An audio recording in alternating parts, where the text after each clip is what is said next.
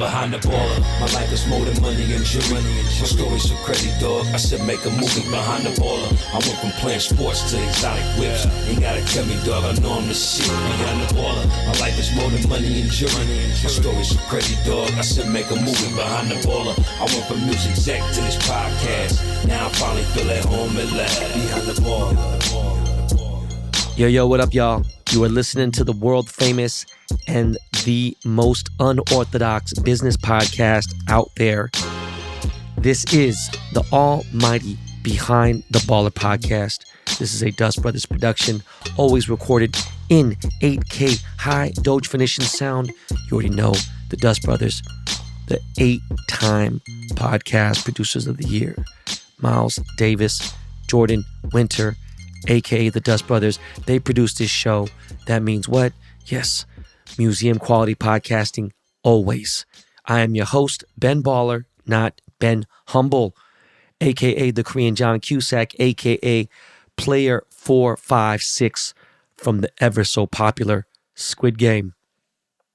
BTB Army, my voice is almost back. My Seahawks are almost back. Well, yeah, I'm going to get a little ahead of myself. We'll talk about that in a little bit. Yo, NBA season is in full effect. Sat courtside this week. It felt incredible. And the captains, aka all of us, me, Michael Rappaport, Jordan Winter, Miles Davis, captain picks, us, guys, we are making people a lot of money. Unlike that leprechaun who doesn't just play a midget on Halloween, but he plays a midget all year round, okay? He's not making motherfucking people money. The captain's picks are. Guys, we got a very special guest on the show today. We have Matt Kalish. He is the co-founder and the president of DraftKings. And, he's a super humble dude, very surprised. We talk about how he built an $18 billion empire. $18 billion, okay? This dude is heavy in the NFT space and all this other shit, but we're going to get into that in a little bit, okay? I want to talk about one thing before we get into the interview. It is a rough weekend for me to let loose with the verbs since it was Halloween last night, and that's my kid's second favorite holiday. So, I don't really have, one, I didn't get a lot of sleep. Two, we don't have a lot of time. So Halloween is big. I want to say this, man. Definitely this year was much bigger than last year. Obviously, last year was kind of like pretty much canceled, right? But it was like, towards the end, and people were just kind of like, do we wear a mask? You don't know what the fuck. Halloween was in full effect in my neighborhood. Now, my neighborhood is about 3 blocks, 3 blocks wide. I'd say about 3 blocks deep. And it's a real, it's a nice little community. I don't ever talk about the people who live in the neighborhood, because if I do, then, you kind of can figure things out. A lot of people have a lot of guesses. They don't know what the fuck. They just don't know. Because, I visit a lot of families. So people are like, oh, you live here. Oh, you live here. No, see my car there. My mother lives there. My mother-in-law lives there. My here lives here. It's just people don't get it. They don't know. But it doesn't matter. Bottom line is our neighborhood is amazing when it comes to kids, when it comes to any kind of family activity. And that's why a lot of these people, NBA players, NFL players, celebrities who have kids, why they want to live in the neighborhood, because it's a family-driven area. But yeah, we got to walk around, we got to dress up. I hate dressing up. And, I don't try to be a Grinch or nothing like that, or be, the Debbie Downer and shit in the family. But my wife loves doing all that, taking the pictures and memories and stuff. And I appreciate it. But at the same time, sometimes I'm just like, ugh, And yesterday was just a long day for me. The weekend was long. I mean, I'm blessed. Things are great. But I don't know, man. I got a lot on my mind. I got a lot going on. But what I want to talk about right now is Halloween, is over. All right, we had a great little family thing. Shit is getting out of control in Los Angeles. It's getting out of control in San Francisco. It's getting out of control in Seattle. It's getting out of control in Chicago. It's getting kind of bad in New York. I can't speak too much on New York. Can't speak on Florida. I can't speak on Texas. I can only speak about the areas that I kind of frequent, right? But I know LA is just getting fucking bad. Okay. A decent person who earns money can't just go to Fairfax anymore, can't go to Melrose anymore. They can't go to WeHill. They can't go to parts of Beverly Hills anymore and just go buy things and just live a normal life. Because there's so much hate and there's so much fuckery in the world that you got stupid, dumb, idiot, piece of shit, cocksucker scumbags who are robbing people. And I'm going to be honest. Look, man, I get it. People are desperate. In all my lifetime of seeing Jackings and shit in the hood, seeing it from all over the place here and there, I have never seen it this bad. And they think it's like this is the only way, you know, whatever. Look, man, I don't know how to tell you this, but if you steal something from somebody, you know, no big deal. You use a gun, depending on how you point on somebody, that's attempted murder. Okay? Strong arm robbery, you know, armed robbery. As soon as you bring that F in there, you start bringing that felony charge in there, yo, then people are going to do something about it. And you're going to get hurt. You're going to get put in jail. You'll go away for a while. And you got nothing else going on. You're just that fucking stupid. You can't read. You didn't want to go to school, or you want to do a smoke weed, whatever. And you just live that short microwave lifespan.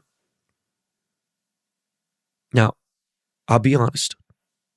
I'd be willing to bet that not even 1% of my listenership that listens to BTB has anything to do with that type of fuckery. I believe that some people may have been in some shit where they jack people here and there, but you know what? Most of these guys that are doing this are real young. When I say real young, I'm talking about like late teens, very early 20s. And it's happening a lot more than ever. And a friend of mine I don't really speak to anymore, I want to say an ex-friend, he got robbed this week. And it's sad because even though I don't rock with dude no more, I don't like to see that shit. Because they feel like they can get to him, they feel like they can get to me, you know, in a certain way.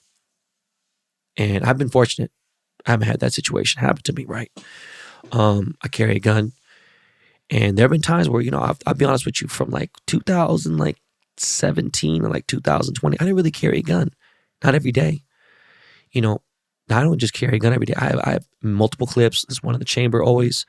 Got guns in the car. Got guns everywhere I go. Be like, oh, why you say? Because I'm legally able to carry one. But I'm talking about like every so often I think about it like, yo, is today the day I'm going to shoot somebody? Like, is it today the day I'm going to use this thing? Because I'm not tripping, you know? I think I worked hard enough to where like, all right, I got a great legal team, got a great criminal attorney, got a great everything, taking care of stuff. I got a great, you know, if it has to go there, it has to go there. You know, and I'm not like everybody. Some people have a lot more to lose. Some people have their opinions. I had a guy, you know, who's in here. He's like, yo, man, just so you know, if you shoot somebody in your house, no, dog, you know what the fuck you're talking about. Because I didn't been shot 3 people to come to my house before. And 2 never went to court. One of them to go to court and kind of a little bit of a bitch. But I won the case. You know, there's ways to do it. There's ways to, how you're represented in court is a big deal. Now, going on, one of these punk ass kids, one of these punk ass losers, one of these idiots are going to rob someone, the wrong person. They're just going to hit the wrong dude. And they're going to be walking out the restaurant, walking out the store, walking out the street and get killed. And over what? Overwatch? Some people are like, oh yeah, it's 50,000, 100,000. Like, how? Like, you really don't get it. Let's say you had never had no money. You never had more than $1,000 your entire life. Never had more than $800 in your life. And now you got some cash and you're like, oh, this is addicting. Boom, here. Again, think about what you're doing, the energy you're putting out there, what you're doing in life, and whatever it may be. That's not necessarily karma. It's going to come back to you. There's going to be things that I hear, like you fucked with somebody, you know, depending on the right person. You know, a person will be like, fuck this, I'm putting that shit back there. There's Charlie Bronsons all over the street, all over the world. You just never know. Now you got to think about that. Then you could be 3 years later, never did shit. Let's say your life is good, you're cool, you're chilling, whatever. Boom, you're on the street, pow. Next thing you know, you get shot. What the fuck did I do? You never know. People don't forget things. Some people, you know, they hold the grudge longer than others. All I'm saying is that ain't the way. And what pisses me the fuck off the most is I've seen some people really they live poor. They hate it. They see the stuff. But now with all the stuff that's going on with the advertising, you know, when I say advertising, I'm talking about just independent people showing off their expensive shoes, showing off this, and this. And some people can say what they want to about me. Look, I've lived this life for a long time. And I don't even show 20% of the things I own. I can go way harder. That's a given. There was a point in time where I thought like, damn, you know what? That's like weird. I don't really post shit here and there. And some people just don't know. Some dude the other day was saying some shit to me in a comment. It was like, and it was like, you actually think you can afford a Bugatti? And I thought to myself like, yo, bro, how fucking stupid are you? Anyways, drifting away from the topic at hand. Ex-friend of mine got robbed. Took him out the car, roughed him up a bit, pointed a gun at him, took all his shit, took his wallet, took everything else. At that point, man, depending you get the right person, or I'm sorry, you get the wrong person,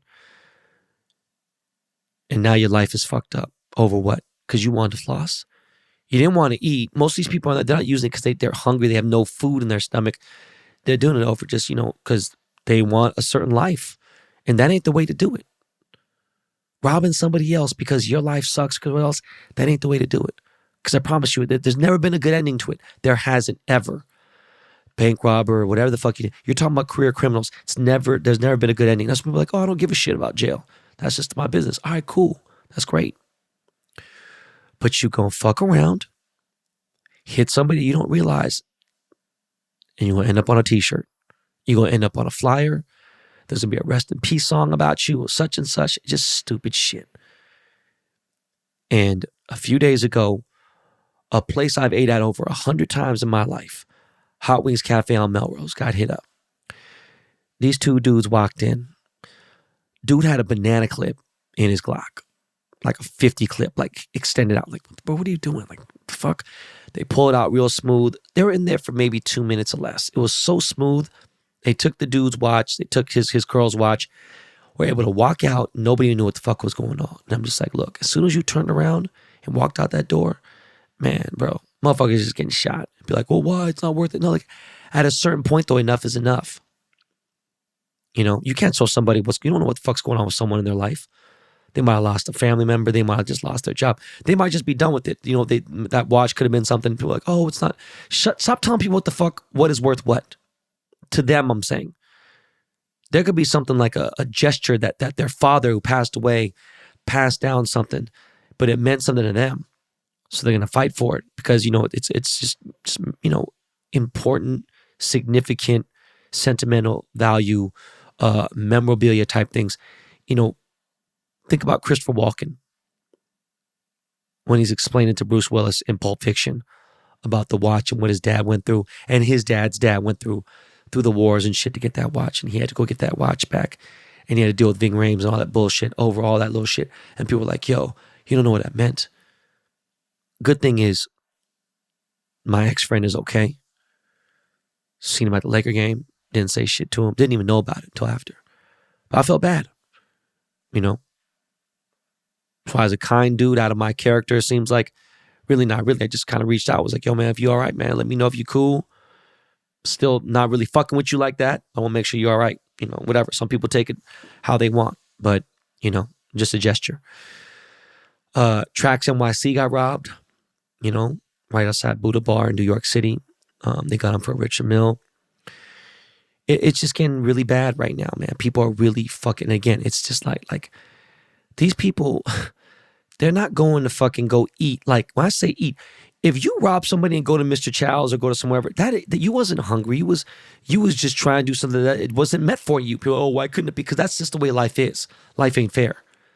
Not everyone gets to fucking eat fucking caviar and fucking champagne. Life ain't fair.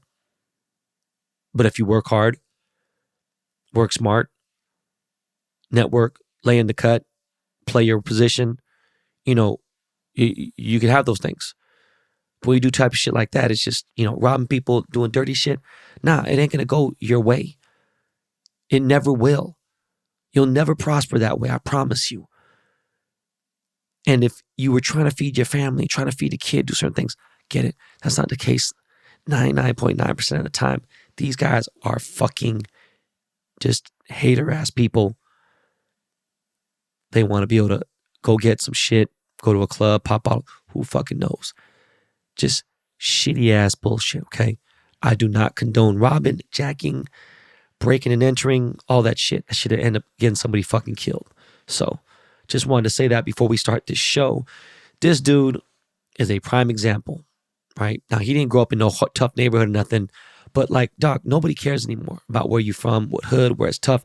It's different. When I grew up, it meant something to a certain extent. Now it's like, it doesn't, because, you got people who are like, from like, somewhat of a middle-class area that just, everything's just weird. I don't know what the fuck's going on through these kids' minds, And again, no big homie guidance, no parental supervision, no nothing. You have to have that in life. But yeah, this dude is a prime example of, just using his brains, being smart, having a good, support system, having good friends and family around him. Yeah, so let's pay some bills real quick, and we're going to jump into this DraftKings CEO interview. Be right back.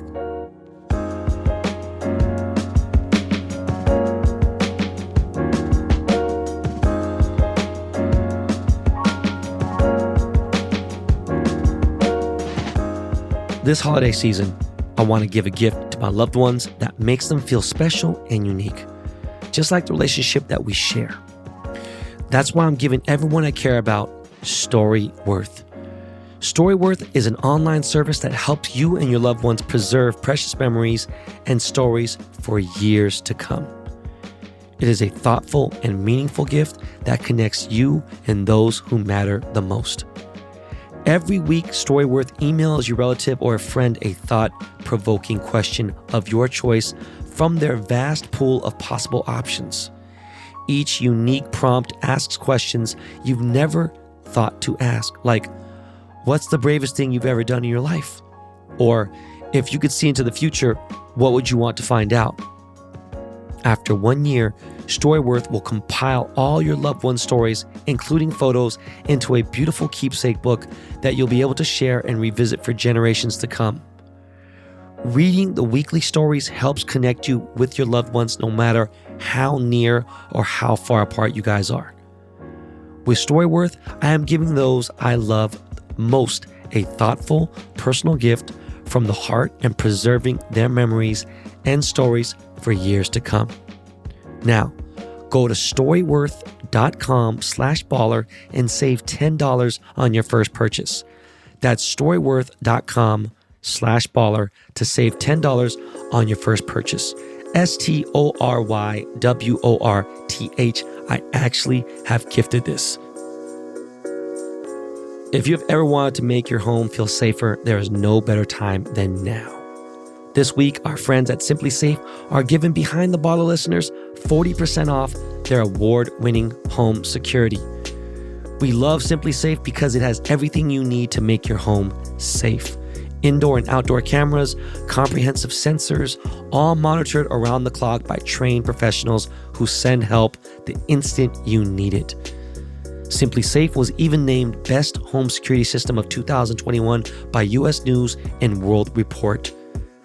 You can easily customize a system from your home online in minutes and even get free custom recommendations from Simply Safe. These are Simply Safe's biggest discounts of the year. You can get a complete home security system starting at just over $100. There are no long-term contracts or commitments.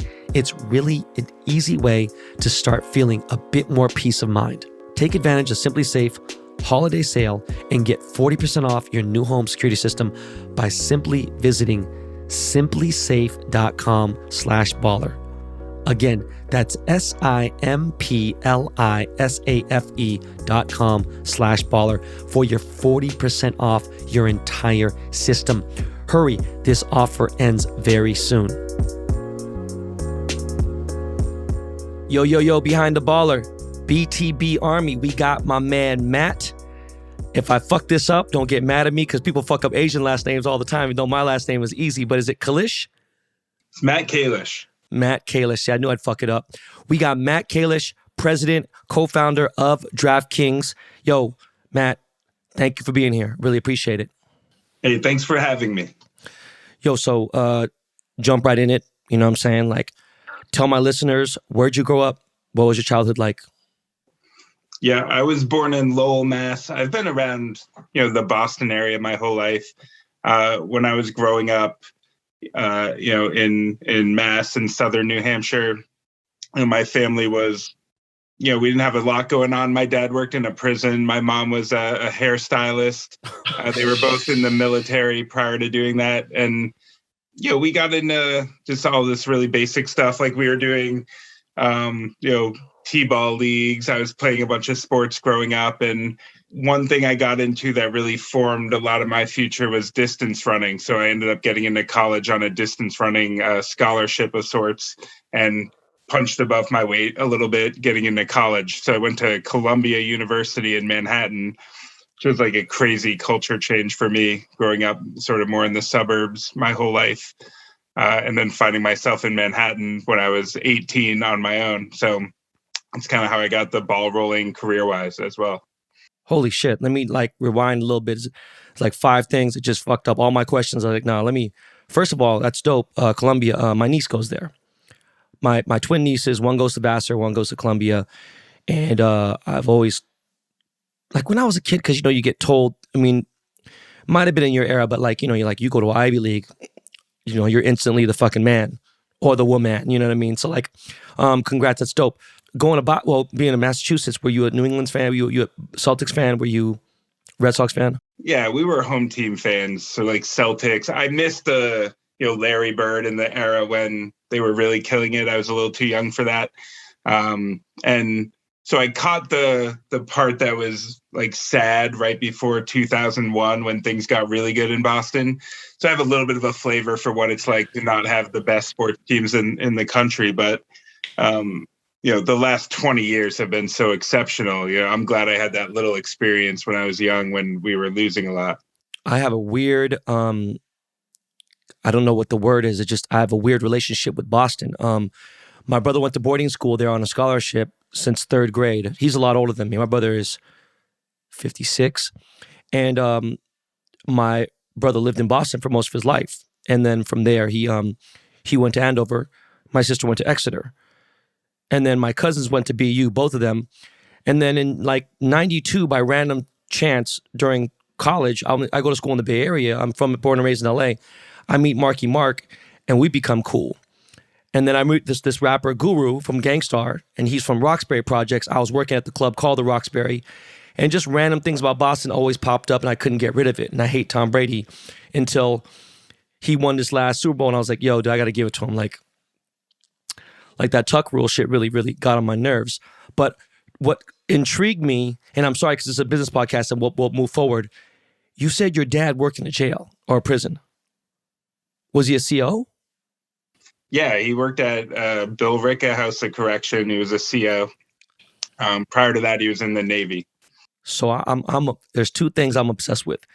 Any kind of gangster movie, anything like gambling, anything that got to do with jails, bro. Any crazy stories your dad tell you about working in the jail? One that sticks out you could talk about or no? Yeah, I remember there was one kind of crazy one. There was a riot during the NCAA championship basketball game one year, and he got called in at 2 a.m. Just became a big mess. So he always, he tried to keep some of that from us, but there was always a little bit of stuff going on. You could tell. And, he'd always have his friends coming around that he worked with, and they'd just be trading stories. A lot of action, I think. All right, so you said when you were growing up, you did distance running, correct? Yeah, that's right. Did you ever run the Boston Marathon? I never did. When I was in maybe 9th grade, I was playing football, I was wrestling. I was never that good. I was on the teams, but I was never really standing out. And what I found was I did a mile in spring track my freshman year of high school and ran 4:52. With no real training or anything. Shit, and my coach is like, you're doing this now. So starts training me for, longer distances. And then I did cross country, which was a big, instead of football, playing cross country. I didn't really want to do that, but I was running good times and I wanted to win. So I was, training all summer, went out, I got 9th in the state when I was a sophomore in high school, and then kind of snowballed it from there. And to your point on colleges and stuff, I didn't even know what the good colleges were because my parents went to the military after school. After high school, they joined the military. I didn't have a lot of people, that had gone to really good colleges around me, where I was growing up. So I didn't even know like what the Ivy League schools were and the good schools around. And the way I figured out a lot of that was the coaches were calling on recruiting calls for running. And so I got a call from Brown University, one from the Naval Academy, and I went on visits to both. And then I went to Columbia. And the difference was I knew one person at Columbia and I knew zero at the other schools. So I ended up kind of leaning there. I mean, academically though, were you like, did you excel in high school or? Not really. I never had like tremendous grades. I was probably top like 20% in my class, but not. So you're still, so over 3.5 still GPA? No, I had a 2.7 in college, but I double majored in computer science, economics, and I was playing like crazy amounts of poker at the time. Early 2000s when online poker was really booming. I mean, I even played fucking online poker. Poker Stars was like my shit. That was like, especially after I saw Rounders, I was like, I was addicted. So I'm curious, were you always into fantasy football and like, the analytics of professional sports, or how'd you, like, what started the whole thing? Always in fantasy leagues. Poker and fantasy were really the two things that kind of formed my sense of gaming, and like why I got into DraftKings was really those things. Going back to when I was growing up, my dad showed me a lot about gambling. Like I would go to the horse track with him and he would show me like how the bets work, or he'd teach me the casino games and the odds. Not that he was a mathematician, but he knew kind of like how to be smart about it. Like what are the bets that you shouldn't really be making? And he always had a good perspective on like, hey, you don't want to just sit at the table gambling all day, like play for 20 minutes, then go do something else and whatever. So having a good balance between the gaming and other things. And when I got into college, poker was booming. So I got into that and I got into fantasy. And a lot of my friends were from poker or from fantasy leagues. So we were always just talking about it. And I wouldn't say I was like very mathy with it, but I was more feel-based and like game theory kind of. So it wasn't like Excel spreadsheets and crunching numbers and stuff, but I would try to like think about the game theory and like what other people are doing and just give myself a better chance to win, on those levels. So first off, dude, your dad sounds fucking cool as fuck. Don't know how much you know about me, but I got kicked out of high school, my first high school, because I was running a bookie operation. So like I was addicted to gambling, to going to the fucking racetrack. You fucking name it. It was to the point where I remember when I turned 21, I was going to Vegas and playing nickel craps. Like you're just playing just to play at that point. I just was anything fucking, I was like Michael Jordan. I was really bad with like, I'll bet you $1 you can't get to the wall, whatever it may be. Did you spend a lot of time going to like Atlantic City growing up, or like, when you were in college maybe? Because, it's like, for me, Vegas was like, like a common spot. Yeah, I would hit Atlantic City. Foxwoods, I went a lot. I've actually done a little, I didn't know Foxwoods was around back then. Yeah, I want to say it was since I've been 18. Yeah, it's been around. So, yeah.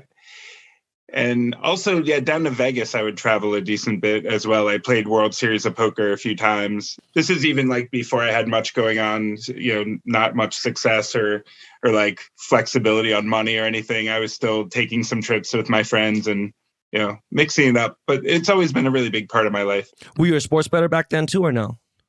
Yeah, definitely. Like my dad would bring home the card, like the parlay cards from his office and stuff, or the pick'em pools.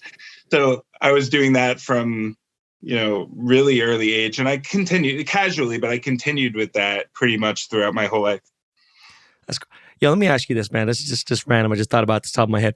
What's the biggest sport bet you ever laid? I remember betting like 5K on a Dodgers run line with Kershaw. I don't think I've bombed anything crazy because I'm like in the industry and I don't want to do anything that's like, 5K? Most of my risk now I feel like is in NFTs and some collectibles and things that I'm really like making bets on that front now. Right. Sports betting, yeah, like 5K-ish is a good number for me. Yeah, I mean 5K, it's enough for me to watch the game. But yeah, no, I've done stupid shit. Don't be. You're obviously a smart guy. Don't be dumb like me. Going back, right, like before all this stuff and everything, what were some of the jobs that you had growing up? Like either after school? Do you have anything in the corporate world? Like basically, what were you doing to pay your bills? Yeah, I started wanting to earn money probably when I was 12 or 13. And I think the first check I ever got was a camp counselor job. But then I lived next door to a 7-Eleven, like really next door. It was my house was like a commercial zoned house that like we lived in. So I walked over and mowed their lawn one day. And then I went in and talked to the owner when I was 13. And I was like, I want to mow your lawn. I just did it once because their lawn was getting all long and they weren't taking care of it. And so I did a good job and I went over and asked for a job and he started paying me like $20 to mow his lawn every week. And next thing I knew, I was doing like a cashier type job there. So I think I was like 16 when I started doing that. And I ran that out through the end of high school, but I also had other jobs on the side. I did like a host at a restaurant, probably 2 or 3 jobs at restaurants, cooking, hosting, whatever. And poker really is what moved me from jobs like that to like another way of making money. So when I went to college, freshman year is when I started getting into poker and I preferred that way of making money. So I was trying to like learn the game and really be more autonomous. Right. I mean, I can't speak on the back east, but there's no 7-Elevens with lawns out here. You know what I mean? There's like a bunch of 7-Elevens in my house, just concrete. And I love 7-Eleven growing up too. You said you know 5Gs is kind of like where you're max at like sport betting, but like, what's the biggest pot you ever grabbed from a poker game? Like you know a no limit game. I don't know the exact number, but it was in the range of like 35K. Right. And you're still playing poker now? Yeah, I still play now. I have a poker room at my house. I recently moved in January, set up like my dream poker room. So I'm running games out of my house, like just for fun with my friends. And then, from time to time, I make it out to the casino where I can play, but it's periodic. It's hard to get out, especially now during COVID. So hopefully things will get back to normal soon. You got any kids? I have 2 daughters, actually. I have a 12-year-old daughter and a 9-year-old. And so that's like one is going into middle school right now. That's been a pretty big change. And the other one's in 3rd grade. Yeah, I got my life started real late. My wife is 11 years younger than me. I got 3 kids. I got 9, 7, and 4. So yeah, I feel you. Like it's hard for me to do anything really, you know. So how do people play? Because I love poker. I just never have the time. People invite me to play in little tournaments at their house or whatever, and I've played. I've actually won, you know, like 5Gs before here and there, and it was fun because I like the game. I love Texas Hold'em. But where do you play online now? Ever since that, like the whole shit got banned, like where do people, or where would, I mean, can you play online? Is it legal? I don't even know. The whole origin of DraftKings was kind of right after online poker got banned in 2009, I think it was. And that's kind of when we started working on DraftKings because I had all these friends that there wasn't a lot going on in the US, if you think about it, back in 2009.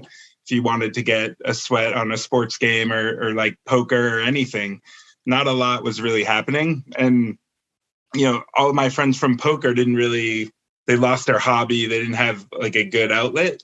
And so that's really like how we developed DraftKings, was with this idea in mind that there's tens of millions of people in the US who they want skin in the game.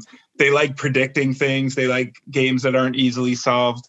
And there just wasn't a good solution for that. So we started working on DraftKings around this one-day fantasy sports initially, which was like an outlet very similar to what I think a lot of people were attracted to by poker. So I really moved my attention from poker totally into fantasy sports around 2010-ish.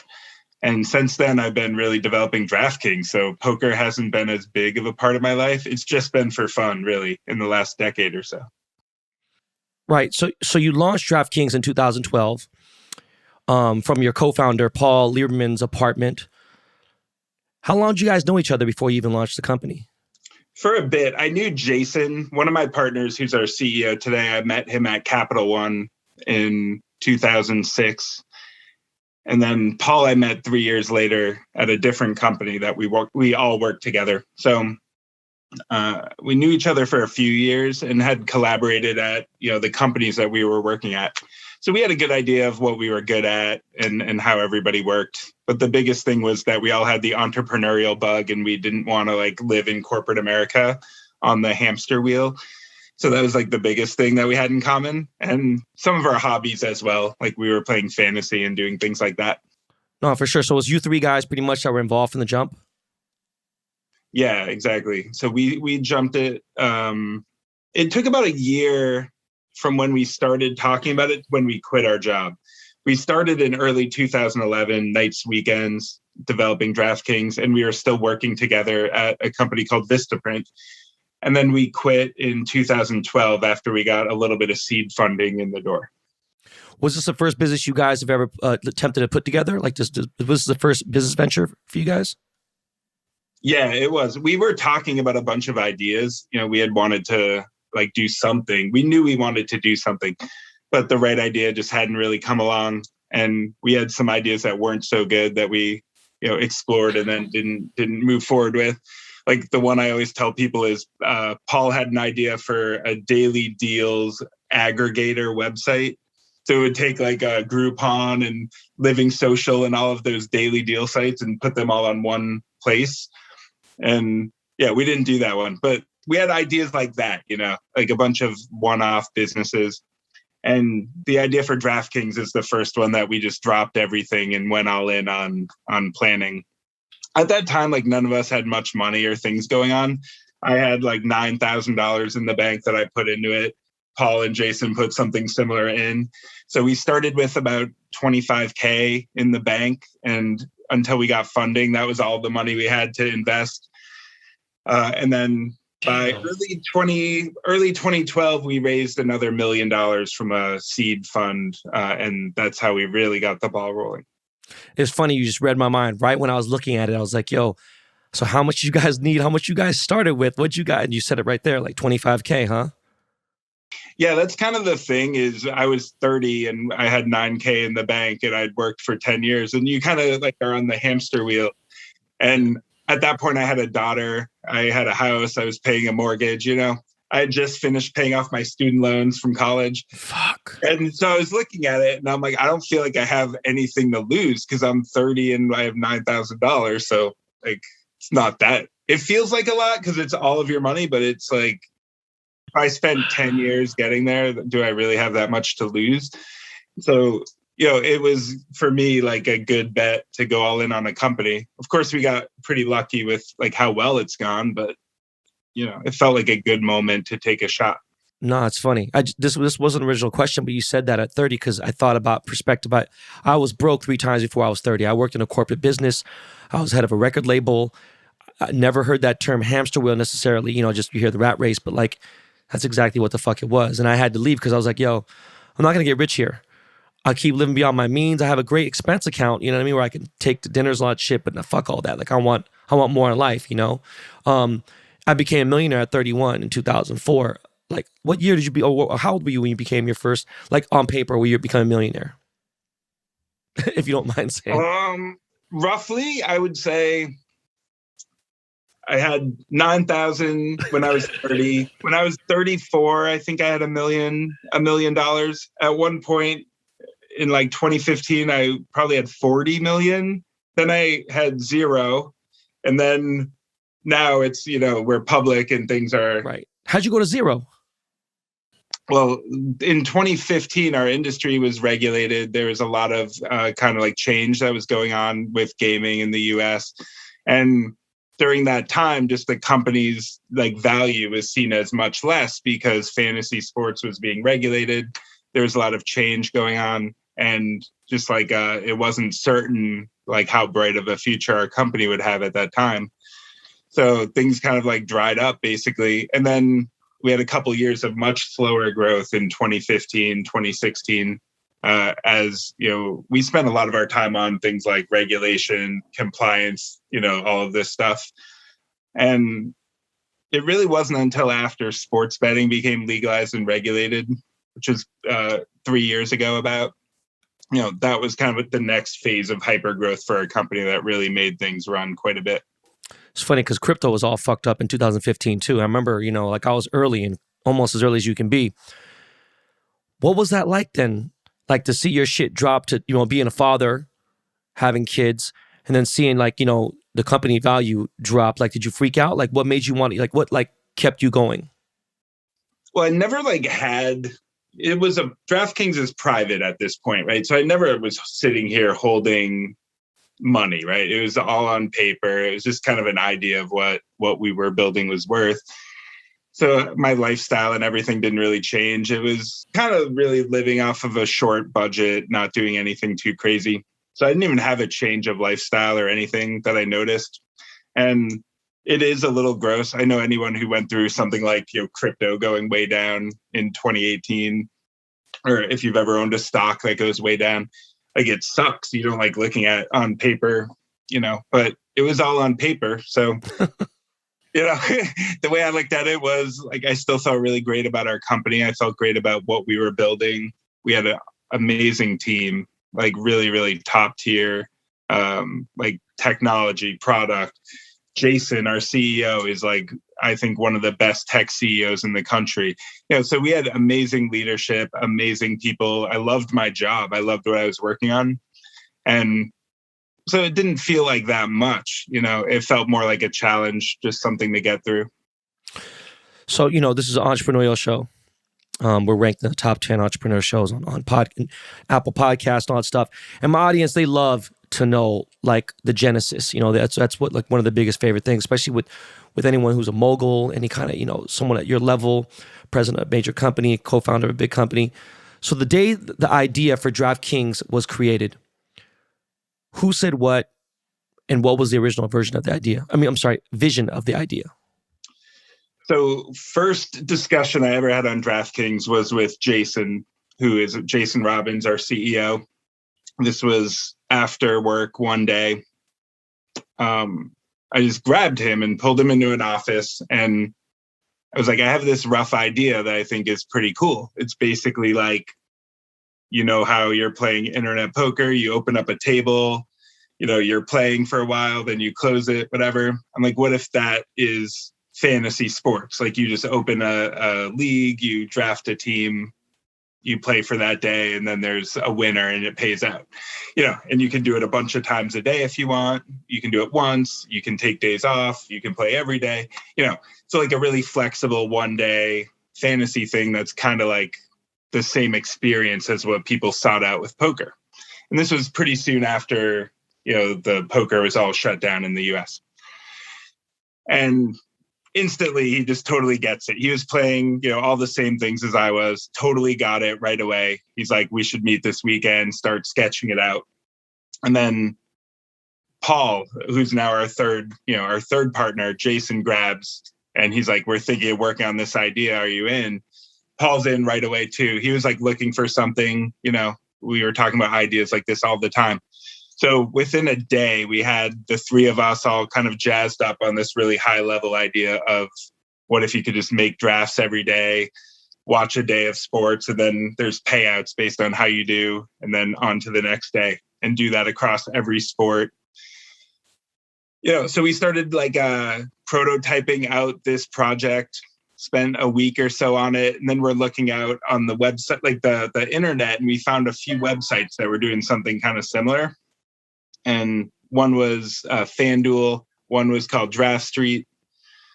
There was a few others. One was called Star Street, which was based out of Boston, like where we were, and the kid who started it named Jeremy Levine, he was like a mile down the street from us. But we had never heard of any of these projects at the time.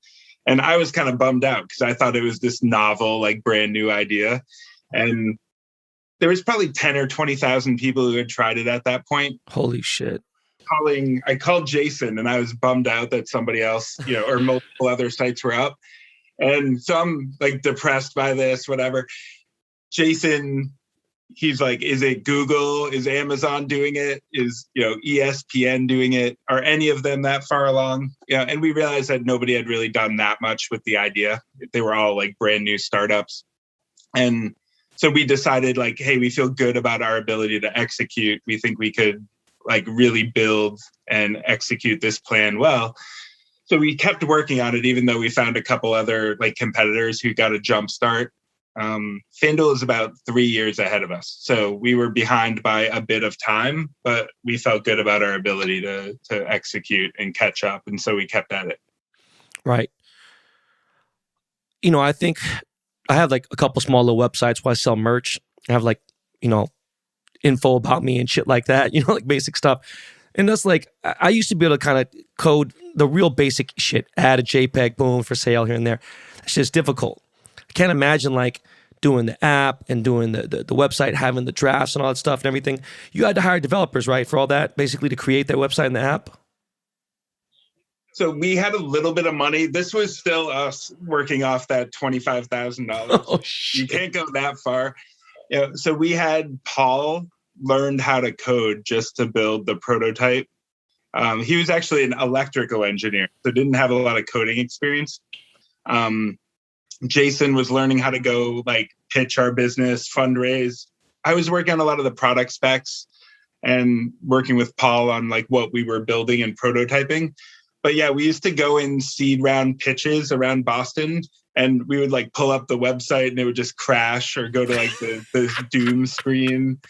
And Paul would be trying to fix it during investor pitches and stuff. Oh, shit. We were like very short on money. We were showing a lot of, screenshots of what it would be, but we couldn't really invest in the development to the full degree, right? So it took about 3 months after raising money to clean up the product, clean up the code, hire a few engineers and get it to a launch. And up until then, we were really, it was like a vaporware kind of thing. Like in the last 3 years, I've probably crawled across the site maybe 15, 20 times. I see obviously the banners and stuff, right? But for everyone who doesn't know, including me really, how much evolution from 2012 to now has happened? Like, has it been like night and day, or is it kind of like, how much of a difference is it like today's website and how it runs compared to 9 years ago? It's really different. I mean, like, Okay. like very, very different. We've added a lot of products. We added a sports book. We added an iGaming product, with casino games. We've added a marketplace that trades NFTs. So there's a good amount of evolution on just what's offered across the platform. And then the fantasy game that we started with over the years has really developed, more sports, more breadth of what we're doing. So I'd say a lot. And when we were starting out, I'd say the policy was a little bit behind where the consumer was in terms of interests. There wasn't a lot going on with, sports betting or whatever in 2012, but the policies have been evolving. States are passing bills that are like legalizing and regulating sports betting now or iGaming. And we think of ourselves as sort of serving this customer, a type of customer that is, they don't want to just sit back passively, watch sports. They want to engage, predict things. They want to play. And so we build products based on that customer. And when policy opens up, we want to add more to our offer, And so I'd say it's the biggest evolution has been just like pushing the envelope on like what's next in culture for that type of audience and trying to deliver new product. I mean, when weed became legalized in like, not what's 19 states now or so, but like even when it became legalized in California, because why would I care about anywhere else? I care about where I'm from. It's almost like even for the first year or two, you almost can't believe it. Do you know what I mean? Being a weed smoker since, I've been smoking weed for almost 35 years. You're like, even today, I'm like, fuck, listen, it's not bad. Like, why am I still tripping? Like gambling's always been like kind of like a taboo thing, right? It's been weird. And that's a trip because I'm a big Seahawks fan. And it's legalized in the state of Washington. And one of my producers had to tell me, he's like, yo, bro, you could sports bet legally in Washington State. I was like, yeah, bro, whatever. He's like, no, I'm serious. And I was like, oh, shit. He's right. It's crazy. Well, I mean, you guys were originally for daily fantasy sports.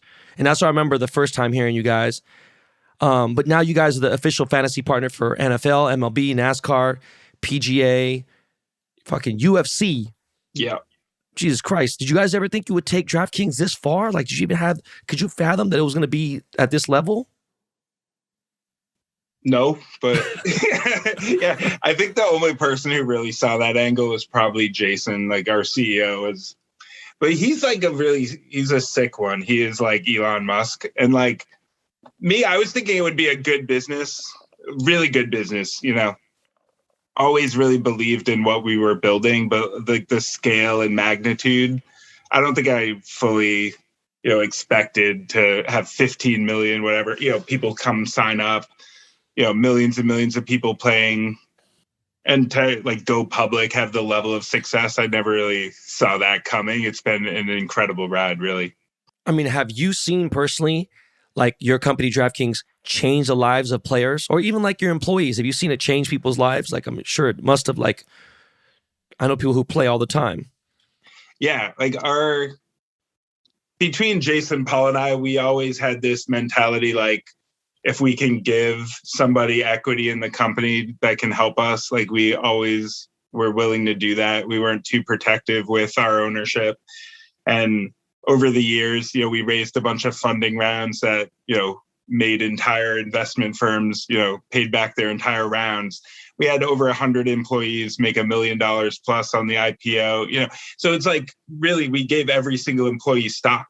Even to this day, every employee gets stock in DraftKings. And it's something that was something we wanted part of the culture. Like, you want everybody to act like an owner, is what we say internally. So if you want people to act like an owner, it's helpful if they own some of the company. So we give everybody stock. And that's the kind of thing that, back in 2017, 2018, pre-sportsbook and pre-going public, it's just a number on paper. But now we've gone public. You can see like the real thing. It's liquid. People can, improve their lifestyle. They can pay off a loan, buy a house, whatever. So everybody around me, I feel like at the company, has been able to, achieve some of their goals based on how the company's doing, which has been great to see. That's got to be the most impressive thing that I've heard so far. Like, besides your dad being a CEO in jail, which just really stuck with me, like, that's amazing. For people to have, to make $1 million. My brother-in-law works for an enormous tech video game company called Riot Games. And he didn't even have 10,000 in his bank account. He was working in real estate, he was working whatever, handyman jobs. And then, they sold to Tencent. And I was like, wait, hold on, bro. You're buying a crib, an M3, a Rolex, like all the same month, and you're going on vacation? Like, what the fuck's going on? How much? Yeah, it's like you built League of Legends and now you have this crazy, like, I mean, it really does work like that. No, it changed his life. But to hear you say that is so awesome. And you guys are really good about, like, I know one thing from what I hear from my friends and everything else, you guys have the best, user experience, and you guys do these crazy contests. All the contests are like nuts, and you're really active in the media, and then my boy, who actually got me into podcasting, Michael Rappaport, he told me that he hosted the Daily Football World Championships with you guys in 2016 at the 40/40 Club, my boy's spot. And he said it was awesome, and I'm like, really? It was legal? No, it was lit, So, like, what are some of the contests or events that you guys have hosted back then? And you look back and be like, wow, that was the illest, like, event, party or something. Anything that sticks out? Yeah, we get really good access to a lot of sports. You mentioned we have like the UFC deal. We have NFL. We go deep with a lot of the leagues, teams. So we're able to give these really once in a lifetime experiences to a lot of our customers, like people throwing out the first pitch at baseball games or sitting courtside or ringside in a UFC fight. So that stuff is, just all around us. And we try to just come up with good ways to reward a lot of our customers on that stuff.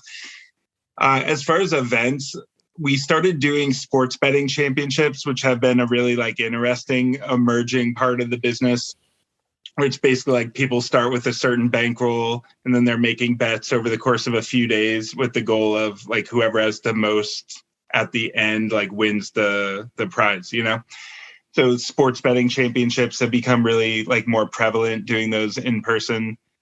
We do like fantasy championships for every sport, every big sport. And so we put together big events for those. I think it'll become almost like, because so much pent up demand with COVID, it'll become a huge part of things coming off the other end of it, I think, as everyone's looking for an outlet. No, for sure. I mean, you guys are the, I'm reading this thing here. It says you guys are the first mobile and in-person platform in New Jersey. So it's just fucking wild. So you seem like a really laid back guy, which is just cool, like, you just seem real chill, it's awesome to see, especially from all the success that you had. And with all the success that you've had and that your company has seen, Like, what motivates you every single day to keep innovating and keep going? It's helpful that I actually like what I'm working on. And, Jason, Paul, and I still, like, we're founders, but we still, like, operate the company in a huge way. I have a team of over 1,000 people. So does Paul. It's like the majority of the company is still, like, we are actively managing it. We have voting control of the company. We control the product roadmap, the innovation roadmap that we're delivering, the fundraising that we're doing. So it's still very much a founder-led company, and we feel like we're maybe 30% of the way towards realizing our vision. So lots of like work ahead. I feel good about the success so far, but there's a lot of work ahead that we still want to achieve. And there might be a day where we feel like everything that kind of we wanted to do with the company, that's all done and we're ready to step aside. But I don't think that's for a long time from now. So we have, I don't know, a roadmap of like 7 times the amount of things than we can actually do this year, and that's really what keeps me going, is just seeing the vision fully realized, growing, expanding our audience, increasing our relevance in the lifestyle of our customer, that kind of stuff. As a trip, like you hear about all this, like in the last month or two, you hear about people don't want to go back to work at all. And like Domino's, I read yesterday, Domino's Pizza could, have to shut down some businesses not because they can't, whatever, there's not a demand for it. There's just no drivers, no delivery drivers that want to deliver, you know what I mean? Which is crazy. So they have lack of people that want to work. But then, people are like, oh, we need jobs, blah, blah. There's jobs. People just want to work, So it just made me think about the environment you created, because like during the pandemic, I don't have anywhere near the amount of employees you have. Across 3 companies, I might have 117 employees, and like I can't even think about it. I don't know how the fuck you even, Jesus, I'm just thinking about that. But when you're talking about stock options and things like that, I just feel good that I didn't have to have anybody go on to unemployment or even get an EDD check, like they were all taken care of, it was good. So that was I just wanted to salute you on that. It's great to hear. That was our perspective as well, was we didn't want to, like, no layoffs, none of that. We had a giant customer support team, hundreds of people. And in April, when COVID kind of shut down all the sports leagues, they went from very, very busy to nothing to do, more or less, And we initiated new projects. We tried to move people onto new things, like new initiatives that we wanted to start. We were coming up with the weirdest shit. It was like Madden simulated sports leagues that we were running fantasy off of. And we were just moving resources over to like, okay, you're not doing that anymore. Now you're doing the Madden leagues. Or table tennis in Europe was giant, believe it or not. It was like the only thing going on in sports. So we just tried to redivert people to, something that the company needed. And eventually, when sports came back, things got a little more back to normal. But that was really important to us. Like, we wanted to make sure that everybody had a job, that they had income coming in during such a weird time. Man, bro, it was amazing. So 2 months ago, your company launched DraftKings Marketplace. Can you talk about that? Tell me about like why you felt like getting into NFTs and collectibles, like why that was so important. The way I got sucked into NFTs back in March was sort of on the tail end of a big move in physical sports cards that then migrated over to digital. So February is when I sort of became aware of NBA Top Shots and some of the digital collectible programs that were emerging. But prior to that, I was a big sports card collector. Like behind me, I have stacks of cards that are just sitting here. And like what caught my eye about the digital side was a bunch of stuff. One was like for DraftKings, this is amazing. Like all of our business is online through our mobile apps. So like the physical, collectibles don't make sense, but digital absolutely does. And then on a personal level, I like buying, selling, trading, and I want it to be easy. And digital is much easier. You could like list something for sale. If it gets bought, you get the money, they get the thing. It's like easy, right? Much easier than like a PSA 10 Jordan or something that you're mailing and, Right. So the transactions were easy and I liked some of the projects I was seeing. So back in March, I tried like buying Ethereum for the first time and I bought CryptoPunks and I bought maybe like 5 or 6 of them and then I sold them all and I bought like one really good one. So I was buying and selling and trading and getting to know the platforms. And during that time, it was surging in popularity. And I'm like, we need to build this at Draft. Like, we need a marketplace at DraftKings. Right. Everybody I knew that was like early adopters of DraftKings were into this. So that connection between like the same people playing fantasy and sports betting are the same people jumping into digital collectibles and NFTs. Like that overlap was so obvious that we sort of dropped everything and moved to build this marketplace.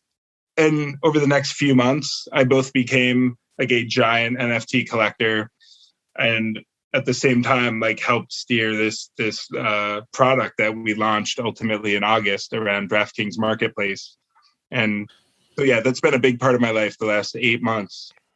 No, it's crazy. You know, I mean, I just got back in a hobby like about 18 months ago, and by accident because my agent had got me a job with Topps for this project called Project 2020, and it did so well that I'm the first ever entity, let alone non-professional sports athlete or anything, to have his own Topps Chrome. Like I have my own Topps Chrome set. You know, this year we just launched. Last week was my second year. It was 2021 Topps Chrome, and it's done very well. Last year we did incredibly well. You know, so it's kind of a weird thing. And I understand what you're saying, but I also love tangible items. I like to touch things. I like to, you know, like I can't imagine later someone's like, "Yo, dude, you're gonna drive a Ferrari in your house."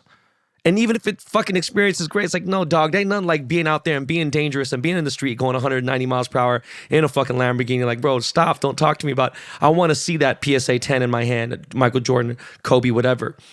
So, like, what do you think about the future NFTs? Like, what do you think about people, first of all, like the punks who go under a page like yours or mine and be like, oh, I could take a screenshot of that crypto punk. Like, you're stupid. You wasted money, Ben. Well, you know, I could just screenshot that. I'm just like, oh, my fucking God, bro. Yeah, you just copy the JPEG and you can't get paid off the JPEG, sir. Like, but I'm just like, where do you sit with the future NFTs? Where I sit is, I think we are us. Everything around us is our identity, which is, you know, I make my office a certain way because I want, you know, this is like the vibe I want in my office. I want certain art. I want, you know, when I'm collecting things, I want certain athletes, certain collectibles that speak to me. I wear the clothes I want to wear. Like everything you do is part of your overall identity. And with NFTs, it's really like the first, I think, great application of like a digital, like a representation of your digital identity. In a lot of ways, like there's social media, but now it's so custom. Like what you buy, what you add to your collection and your wallet says a lot about what you care about or what communities you want to be a part of.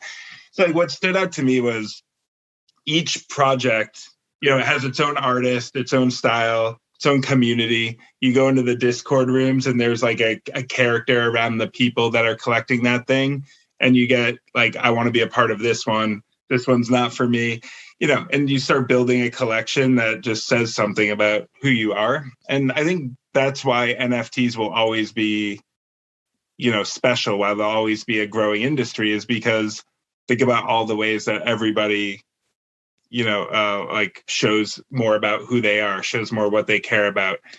That's what it is. It's art, it's clothes, it's jewelry, it's, you know, tattoos, it's collectibles that you invest in. Music. Like nobody knows what art I have in my house. Unless you've been in my house, you haven't seen my paintings, you don't know what I have. On the blockchain, if you know who I am, if I want to show my wallet, everybody in the world has access to see what you care about, what your collection is. There's like some scale there that I think can't be replicated in the physical world as easily. And so I think there's a place for both. Both are giant industries, but digital is just emerging now. So it's growing so much faster. Trust me, I'm a big art collector, dog. You know, I've been running with cause since 1999. You know, and like I saw the chain for Kid Cudi. That was insane. Yeah.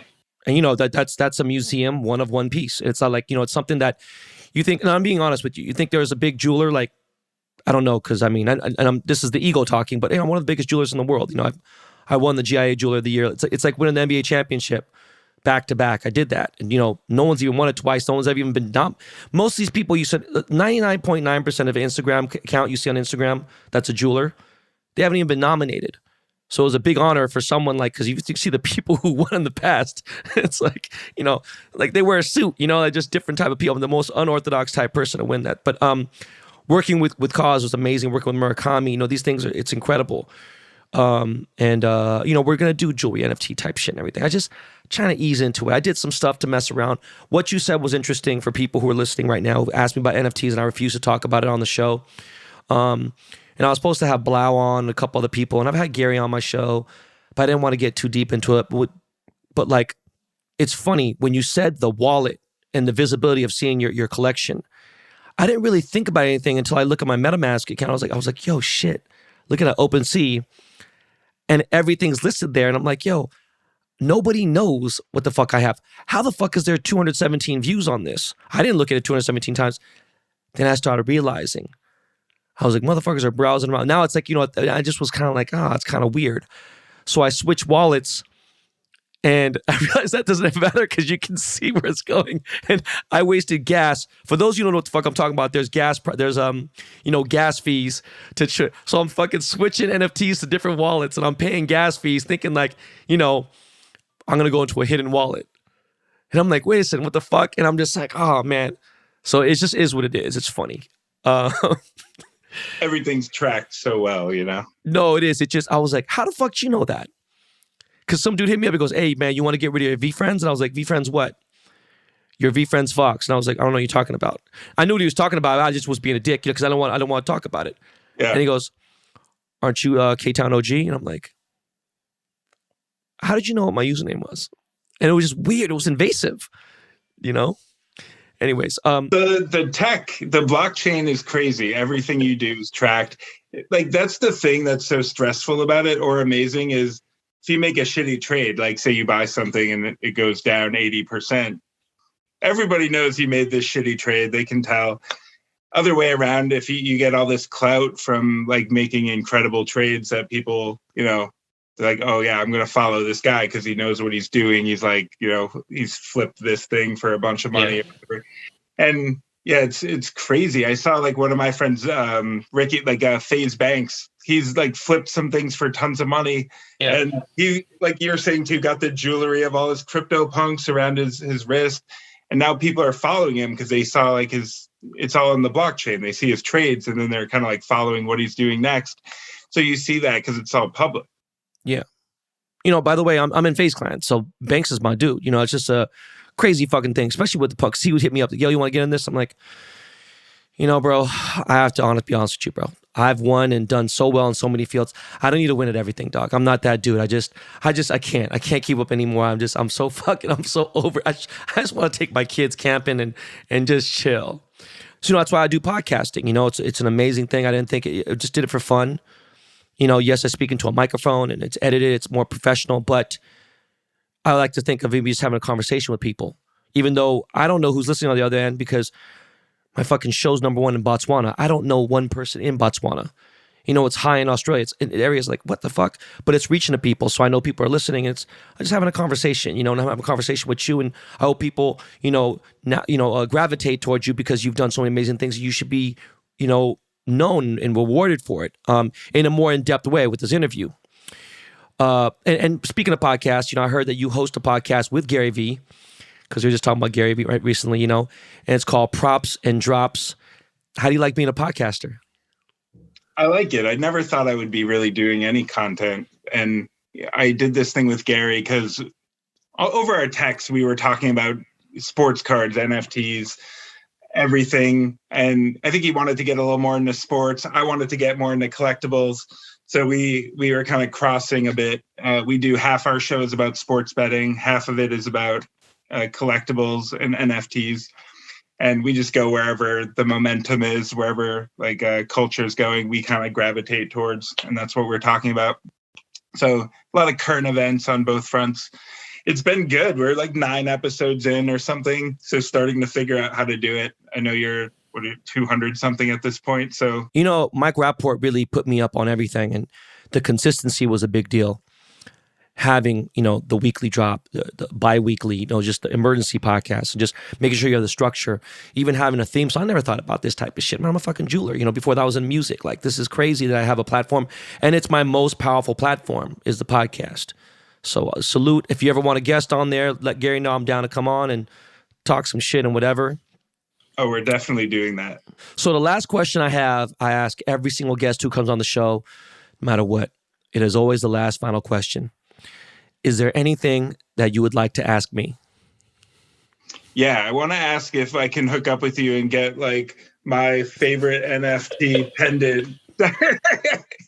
No, but how many times do you get this question? Because I'm guessing everybody hits you up and they all want, some custom work from you. So I want to know, like, how many people are hitting you up trying to get custom work for something like that? No bullshit. Like on a 8 top tier 1 level, every day. On a lower level, maybe 50 to 100 times a day. I'm currently booked until July of 2023 because I was making like 3-4 chains a month. Now I'm doing 5 chains a year, and I'm about to finish. But I do sponsorship chains, like I did Snickers chain for the NFL. I got the Captain Morgan now with the MLS. I have these brand partnerships. I did stuff with General Mills with like Lucky Charms and tricks and stuff like that. And I like those because, look, people are like, well, isn't your minimum like 200 grand? And I'm like, okay, what's your point? Like, well, you can make a 200 grand chain every single month. And I'm like, that's cool. But then I could do $1 million partnership with a major corporation like General Mills or these companies. Now they're spending money marketing. And now I see my name in Target or on television on ESPN and these places. Whereas this one celebrity could do so much. Yes, he has a lot of followers, he has money, but not necessarily will he go out and push it. These guys are actually going to market my brand and, the Ben Baller brand and IF and Co. So, it's tough because how do you, like, if it's somebody you care about, but you can't take their work on, how do you deal with that? Like, not letting them down? What do you say? Dude, it's tough. My cousin was like, hey, my son wants this. So it's my nephew. It's like, he just did really well in soccer. He wants a number, just yesterday, he wants a number 12 chain.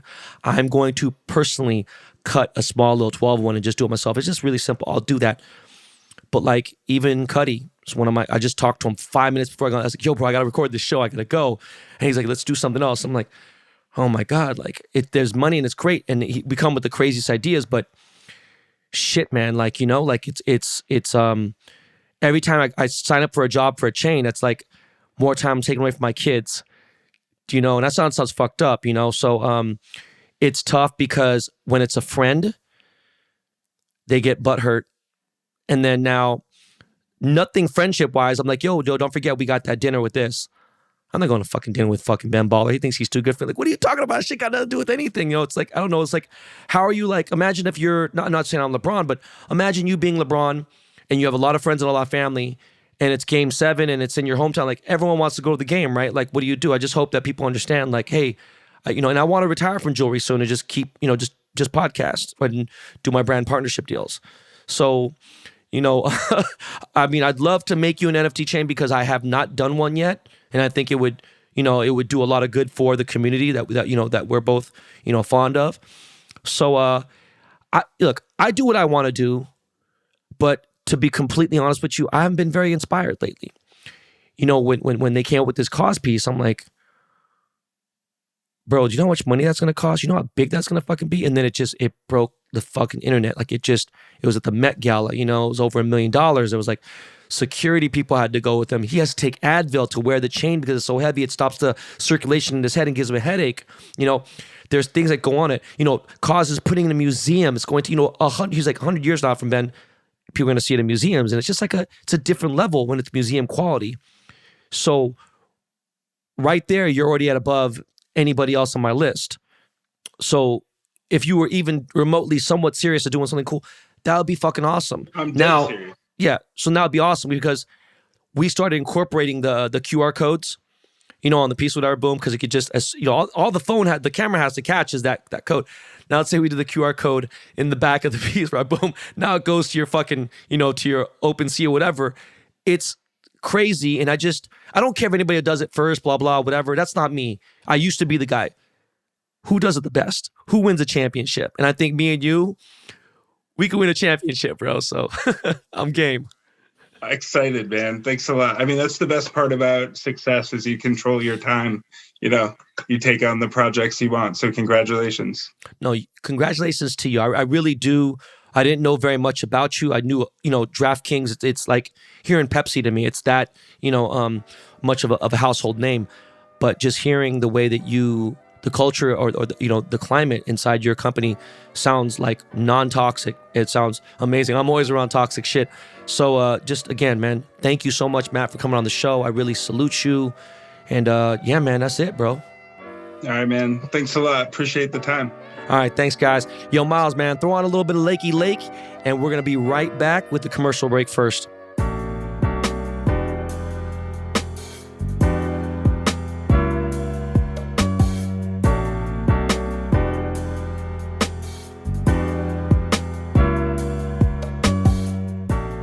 This podcast is brought to you by Vitamin Water. Vitamin Water drinks are a simple way to get nutrition from vitamins, electrolytes, and other additional ingredients, all with a great taste. Vitamin Water has an entire rainbow of flavors. Any type of refreshing beverage you're looking for, Vitamin Water has it. I rock with the watermelon peach flavored with 5 grams of fiber that aids in digestion to help support gut health, which I need. Vitamin Water Look, Vitamin Water Zero Shine, strawberry lemonade flavor with biotin, vitamin A, and 200% more vitamin C to help support hair and skin health. Vitamin Water Power C, dragon fruit flavored, is filled with vitamin C and zinc to support normal immune function. Vitamin Water is the official beverage of Behind the Baller podcast. Grab yourself a bottle or case today. Yo, guys, we're back, man. Make a correction real quick. Anyways, Matt Kalish is the president and co-founder, not the CEO. But I do appreciate him coming on the show, man. It's a big deal. So, yeah, man, this week I got a call from my agent. He told me that BIBIGO, the official sponsor of the Los Angeles Lakers, my Los Angeles Lake Show, right? The official sponsor, just to see a Korean company, that patch on the jerseys it hits different. Shit's totally different.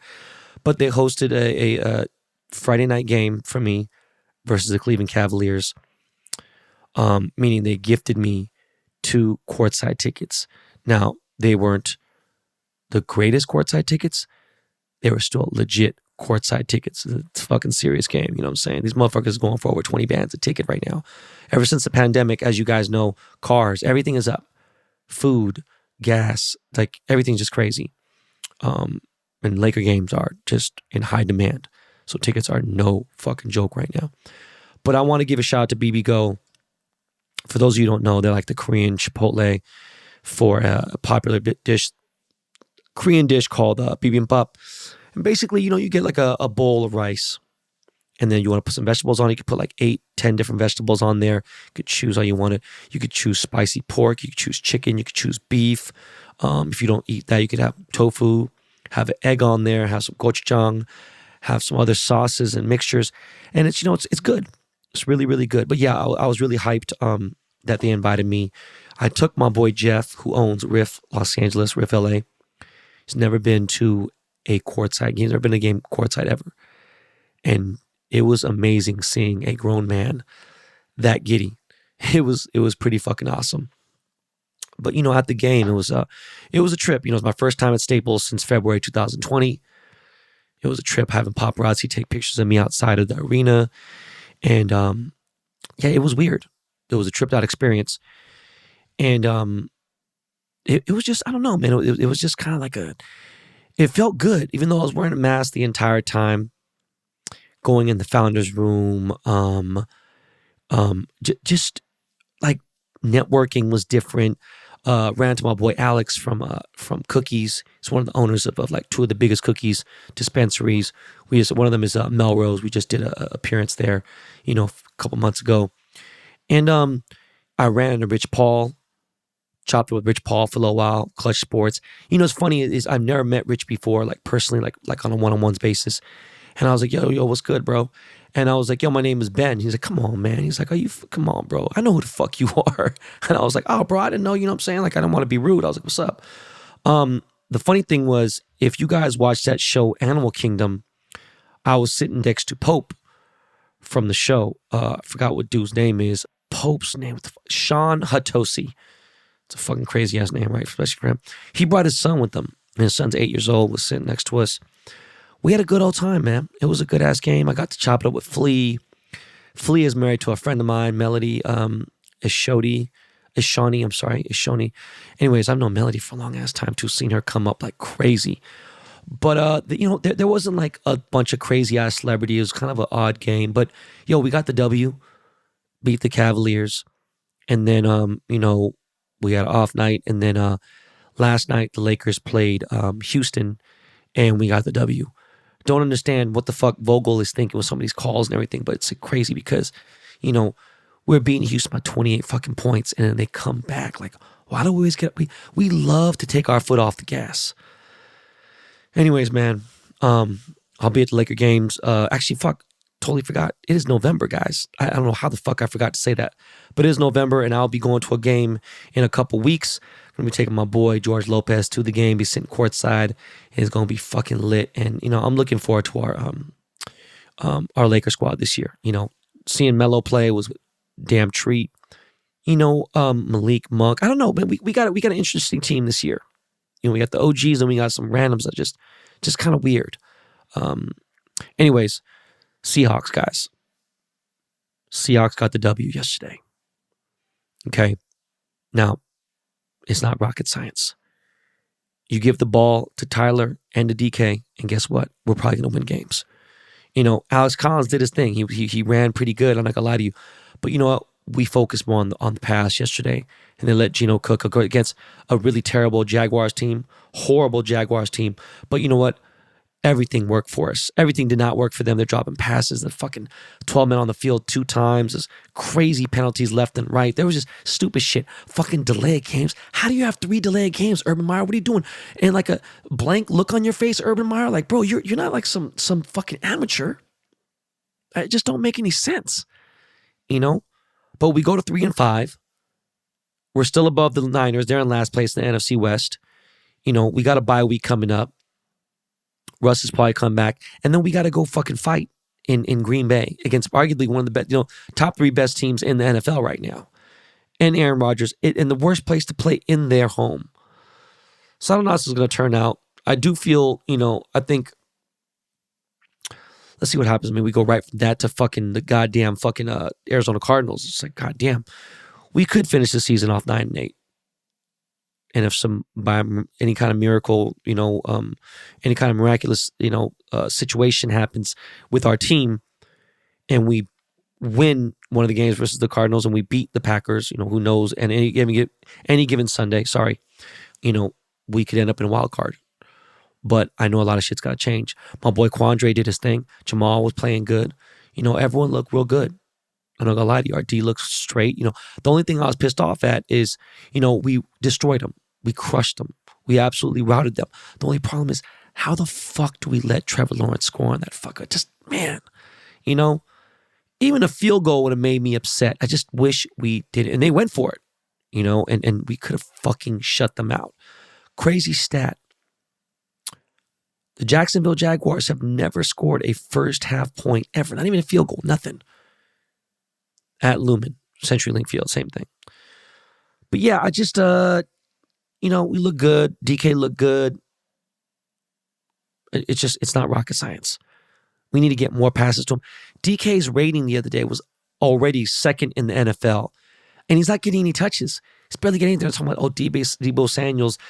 Some fucking sports analyst said Deebo Samuels is leading his class in the draft class and blah, blah, blah. Shut the fuck. No, he isn't. Bro, we got a backup quarterback. He's not getting no touches, and yet DK still leads that class in touchdowns. I'd rather take touchdowns over yardage. So stop the cap, man. That shit is just fucking silly, man. I don't know, man. We got a lot going on still. I don't know when I'm going to go back up there, but it was good hanging with all my boys. I know I dropped the episode on Thursday and we talked about it, but it felt good, man. And, to continue, well, not to continue, my schedule is crazy for the rest of the year. And I'm headed to New York this week. Got Kaz His gallery is opening this weekend. He has a private event Thursday night. I got Cuddy's premiere Wednesday night of his movie. I think I got a scene in it. So I got to do Cuddy's premiere. First thing in the morning, fly to New York. Go to that event. Work on this Babe collab that I going on, a real official Babe collab. Do some shit out there with Jacob, my boy Greg Una. And this costing is big because we are debuting the artist proof one of one piece that we did for Cuddy, but this is now the one for Cos. It's his artist proof, and he is debuting it at his thing. It's private dinner, private everything. I'm excited. Very excited to be back in the city. Very excited to be treated better by the hotel I was in, even though, it is a 6-star hotel, kind of. And yeah, man. Anyways, not a whole lot to talk about on the entertainment side. I don't know, man. The BMF show is kind of like, it's good, and there's points where I'm like, damn, this shit's getting, but it's still kind of, it's like dragging me along because I'm just waiting. I'm like, what the fuck's gonna happen here? Like, it's just, the show could have been shorter. Whereas in Raising Canaan, these motherfuckers, they made the hour feel like it was 20 minutes because there's like 2 hours full of action-packed action going so fast. You're just like, whoa. But BMF kind of drags. I know it's it's a real story. I just don't believe Meech's son is the right, but then again, this is a really early time in Meech's career where they're really breaking it down. So I don't know how many seasons they're talking about doing this shit. I don't know when they jump into fucking, where Meech starts going to Atlanta and starts throwing fucking cash at Diddy's parties and there's all this shit that's going on. I don't know when all that happens. I don't know how far back this shit goes, but it's entertaining enough. And man, I'm just being this. I just wish that someone had a fucking download for, if anyone in the BTB Army has the episodes of BMF, the rest of them, man, send them this motherfucking way. You know the email. Hit me up. You gonna get a hold of me. Trust me. The next thing I watched was the Insurrection documentary about the Capitol on HBO Max. It's called 4 Hours at the Capitol. Some people may watch documentaries. Some people may not. That shit was crazy. Okay. I watched all that shit go down. You watch little people like the fucking stupid ass shaman, fucking Viking, whatever dude, and the fucking all these other stupid ass people that were there. But when you really watch the documentary, that shit's crazy. They had the Proud Boys really talk about it. They had the Senate police, they had the state police, they had real people there that were they captured that lady who was fucking supposedly, was she in the Navy or the Air Force or some shit, that dumbass bitch who was trying to break into the Capitol and got shot and died. Like, there was crazy ass shit. Like, to see the whole shit go down, like, and Trump knew all about this, bugged. Fucking bugged the fuck out. So, that's what that is. But anyways, man, guys, it has been a pretty long episode, actually. You know what I'm saying? Almost an hour and a half.